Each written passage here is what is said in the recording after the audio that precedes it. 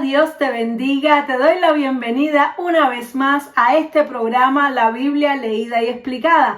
Hoy vamos a continuar leyendo el capítulo 5 de la primera carta del apóstol Juan. Vamos a estar leyendo los versículos desde el 1 hasta el 5 bajo el título La fe que vence al mundo. Pero antes, como siempre, vamos a orar. Padre, gracias te damos, Señor, por esta oportunidad nueva de leer tu palabra. Yo te ruego, mi Dios, que tú me des sabiduría de lo alto y que pongas palabras en mi boca, Señor, y que tú, Dios mío, en esta hora nos enseñes, que tu palabra, Dios mío, entre en nuestro corazón y transforme nuestras vidas. Te lo pedimos en el nombre poderoso de Jesús. Amén y amén. Gloria sea al Señor. Así que vamos a leer Primera de Juan 5:1, dice así: todo aquel que cree que Jesús es el Cristo es nacido de Dios, y todo aquel que ama al que engendró, ama también al que ha sido engendrado por él.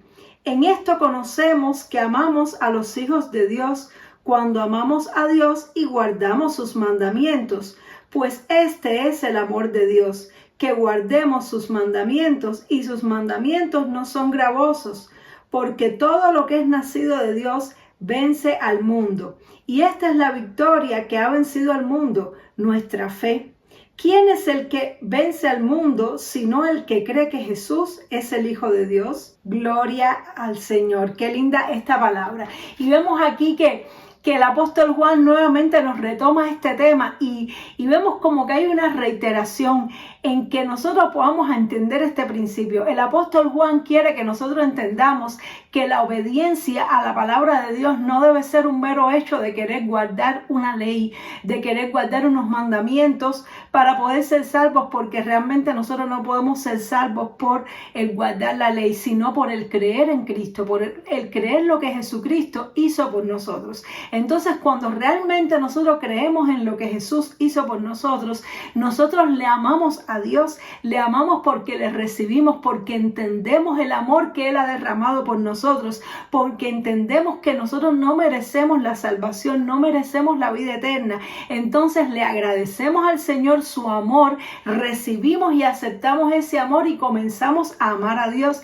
Y ese amar a Dios se va a manifestar también en que nosotros podamos amar a las demás personas, como nos dice aquí el apóstol Juan. Él dice que todo aquel que cree en Jesús que cree que Jesús es el Cristo, es nacido de Dios. Es decir, cuando nosotros somos capaces de creer, no simplemente que Cristo existió, porque hay personas que confunden, no es creer que Cristo es real, es recibir a Cristo, es creer lo que Él hizo por nosotros, hasta dónde llega esa repercusión, creer en su amor, creer en su bondad, en su misericordia, creer que Él vino al mundo para salvarnos y que Él es el único camino hacia el Padre. Cuando nosotros realmente entendemos y creemos eso por medio del Espíritu Santo, entonces nacemos de Dios, nacemos de nuevo. Una naturaleza espiritual nueva es puesta por Dios en nuestro ser, y ahora nosotros somos hijos de Dios.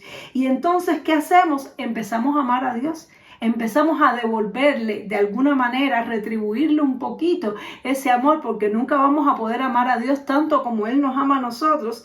Y también amamos el que ha sido engendrado por Él. ¿Quiénes son los que han sido engendrados por Él? Los otros hermanos nuestros. Es decir, que aquí nos está diciendo que cuando nosotros creemos en Dios y le comenzamos a amar, recibimos su amor, le comenzamos a amar, pues entonces amamos al que engendró a Dios y amamos al que ha sido engendrado por Él. Es decir, amamos a los hermanos. Es lo que está diciendo aquí Juan. Y dice que nosotros conocemos en que amamos a los hijos de Dios cuando guardamos los mandamientos. Es un poco continuación de lo que estábamos hablando y enseñando en capítulos anteriores. Los mandamientos de Dios son una expresión del amor de Dios hacia la humanidad. Y cuando nosotros amamos las personas de verdad como Dios les ama, no un amor egoísta, no un amor basado en sentimientos y en emociones, sino un amor que es una convicción profunda. Cuando nosotros tenemos ese tipo de amor, nosotros vamos a cuidar a los hermanos, nosotros le vamos a guardar a los hermanos y a todas las personas, porque vamos a empezar a velar por el bien de las personas. Vamos a entender que Dios, cuando nos dio la ley, es para que todas las personas puedan vivir bien, porque imaginémonos una sociedad donde no hayan las cosas que la ley prohíbe, es decir, donde no haya mentira, donde no haya engaño, donde no haya robo, donde no haya muerte, donde no haya adulterio. Una sociedad sería perfecta, sería maravillosa. ¿Qué es lo que realmente Dios quiere? Es la protección de las personas.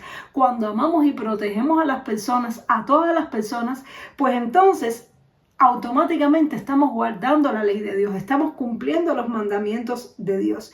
Dice, pues este es el amor de Dios, que guardemos sus mandamientos, y sus mandamientos no son gravosos. ¿Qué significa esto? Que los mandamientos de Dios no son molestos, los mandamientos de Dios no son pesados. Dios no nos dio una ley para que la cargáramos a cuesta como si fuera una carga. No, realmente nosotros cuando le somos obedientes a Dios nos deleitamos. Hacer el bien es agradable amar, es agradable cuidar, es agradable proteger. ¿Quién es el que no se agrada cuando nosotros hacemos el bien? Bueno, primeramente el enemigo no se agrada cuando nosotros hacemos el bien, porque entonces destruimos sus obras, porque entonces la luz de Cristo brilla a través de nosotros y se deshacen las obras de las tinieblas. Y al otro que no le gusta que nosotros hagamos las cosas bien y que guardemos los mandamientos, es a nuestra naturaleza pecaminosa. Es decir, el pecado que mora en nosotros es el que no le gusta guardar la ley de Dios, pero a nosotros sí. Cuando nosotros hacemos las cosas correctas que a Dios le agrada, viene gozo a nuestro corazón, viene paz a nuestro corazón. Pero cuando nosotros hacemos las cosas que le agrada a la carne, que le agrada al enemigo, pero que a Dios no le agrada, cuando nosotros hacemos las cosas pecaminosas que infringen los mandamientos de Dios y que hacen daño a la humanidad, pues entonces en nuestro espíritu nos sentimos mal, sentimos tristeza, sentimos culpa. ¿Por qué? Porque guardar la ley de Dios es bueno, es alimento para nuestra alma, es gozo y paz para nuestro corazón, es bienestar para nosotros y para todos los que nos rodean. Ahora, por supuesto que guardar la ley de Dios implica un sufrimiento, porque como tenemos una naturaleza pecaminosa y esa naturaleza pecaminosa se deleita y se complace en lo malo, cuando nosotros decidimos hacer lo que a Dios le agrada, hay un sufrimiento implícito dentro de nuestro corazón. Es como que nuestra naturaleza pecaminosa se empieza a sentir triste, se empieza a sentir como aburrida, se empieza a sentir como, es decir, empieza a morir, se empieza a secar, y eso duele, pero eso es el sacrificio vivo que nosotros le ofrecemos al Señor. Es el sacrificio de la obediencia, el sacrificio de hacer su voluntad. Dios ve nuestro corazón. Él sabe que para nosotros es duro obedecer la ley por causa del pecado que hay en nosotros. No porque los mandamientos de Dios sean pesados ni gravosos, sino por causa de esta naturaleza pecaminosa. Por eso es que tú y yo debemos anhelar la venida de Cristo. Debemos decir, Señor, ¿cuándo tú vendrás? ¿Cuándo quitarás de mí este cuerpo de muerte, estos deseos de pecar que van en contra de tu voluntad, estos deseos que están en mí, que sé que me conducen a cosas malas, que sé que si los hago y si los obedezco le voy a causar dolor a las personas, pero aún así los tengo? ¿Por qué los tengo, Señor? Es porque el mal está en mí, el pecado que mora en mí. Entonces, cuando tú y yo confesamos los pecados a Dios, Él nos ayuda, Él nos da fuerza. ¿Para qué? Para que podamos vivir una vida justa, porque vivir una vida justa es bueno para nosotros, es alegría, es paz, es bendición para todos los que nos rodean. Eso es amar a Dios, eso es amar a las personas, sacrificar nuestros deseos de hacer las cosas malas para hacer las cosas que a Dios le agrada. Y esto precisamente es la victoria que Dios nos ha dado. Esto precisamente es vencer al mundo. ¿Qué cosa es vencer al mundo? Es poder vencer a los deseos pecaminosos que hay en nosotros. Vencer al mundo es tener victoria sobre el pecado, tener victoria sobre la maldad y dedicarnos a las cosas de Dios. Cuando nosotros nos consagramos a Dios en espíritu, alma y cuerpo, cuando nosotros decidimos no obedecer a los deseos de nuestra carne, sino guardar la palabra de Dios y no obedecer a los deseos del mundo, a la vanagloria de la vida, sino rechazar eso para seguir los propósitos de Dios, entonces tenemos victoria, somos indetenibles, porque nuestra fe nos da victoria, nuestra fe nos hace crecer, nuestra fe es la que nos hace decirle que no al pecado. ¿Cómo le vamos a decir que no a esos deseos que están en nosotros? Es por nuestra fe, porque creemos en Jesucristo, porque creemos en lo que Él hizo por nosotros, porque creemos en el juicio venidero, porque porque creemos que Él vendrá, porque creemos que la paga del pecado es muerte, mas la dádiva de Dios, el regalo de Dios es vida eterna en Cristo Jesús. Y esa fe verdadera que nos lleva a la obediencia, esa fe verdadera que nos lleva al amor, esa fe verdadera que nos lleva a sacrificar aquello que nosotros deseamos, que nuestra naturaleza pecaminosa desea, por tal de demostrarle a Dios amor y obediencia y a nuestro prójimo. Esa es la fe que vence al mundo. Así es como podemos tener victoria. Por eso es que dice, ¿quién es el que vence el mundo? Sino el que cree que Jesús es el Hijo de Dios. Esto significa que cuando tú y yo no obedecemos a Dios, cuando tú y yo cedemos a las tentaciones y a los deseos de este mundo, no estamos teniendo victoria, estamos teniendo derrota. Y eso significa que en ese momento es como que tú y yo no creemos en lo que Jesús hizo por nosotros.